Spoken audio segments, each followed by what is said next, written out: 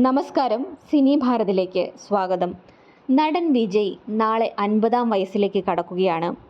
തങ്ങളുടെ ഇളയ ദളപതിയുടെ പിറന്നാൾ ആഘോഷത്തിനായി തമിഴകം ഒരുങ്ങിക്കഴിഞ്ഞു. തമിഴകത്ത് സിനിമയിലും രാഷ്ട്രീയത്തിലും ഒരുപോലെ ശോഭിക്കുന്ന നടന്മാരിൽ ഒരാളാണ് വിജയ്. വെങ്കട് പ്രഭു സംവിധാനം ചെയ്ത് വിജയ് നായകനായി എത്തുന്ന ഗോട്ട് എന്ന ചിത്രത്തിൻ്റെ പുതിയ പോസ്റ്റർ നാളെ പുറത്തിറങ്ങിയേക്കും. തമിഴക വെട്രികഴകം എന്ന പാർട്ടി രൂപീകരിച്ചതോടെ അഭിനയരംഗത്തോട് വിട പറയുമെന്നാണ് വിജയ് പ്രഖ്യാപിച്ചത്.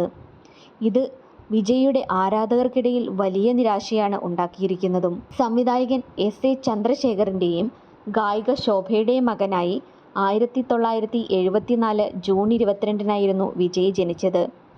സഹോദരി വിദ്യ 2 വയസ്സുള്ളപ്പോൾ മരണത്തിന് കീഴടങ്ങുകയായിരുന്നു. വെട്രി എന്ന ചിത്രത്തിലൂടെ 10-ാം വയസ്സിലാണ് വിജയ് സിനിമയിലേക്ക് കാലെടുത്ത് വയ്ക്കുന്നത്. കാലം മുന്നോട്ട് പോകവേ പരിഹാസങ്ങളും തോൽവികളും അപമാനങ്ങളുമെല്ലാം സഹിക്കേണ്ടി വന്നിട്ടുണ്ട് അദ്ദേഹത്തിന്.